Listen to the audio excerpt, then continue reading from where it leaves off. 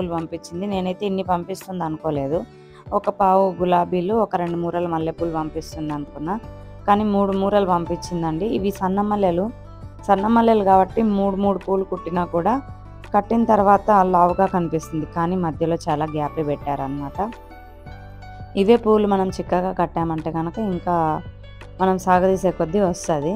కాకపోతే ఇంకా అమ్ముకునే వాళ్ళు అంతకన్నా ఎక్కువైతే కట్టలేరు. ఫస్ట్ వచ్చేసి కన్నయ్యకైతే వేసేసాను అనమాట పూలమాల. కన్నయ్య మాటికి పిల్లల గ్రోవి కింద వేస్తూనే ఉన్నాడు మా కన్నయ్య. పువ్వులు పెట్టేసరికి చూసారా ఎంత కలగా వచ్చేసిందో. కన్నయ్యకి పూలమాల వేస్తేనే అందంగా ఉంటాడు. ఇంకా తర్వాత వంటింట్లోకి అయితే వచ్చేసి ఫస్ట్ కొంచెం పచ్చిమిరపకాయల పప్పు చేద్దాం అనిపించింది. చాలా రోజులు అవుతుందన్నమాట పచ్చిమిరపకాయల పప్పు చేసుకోక.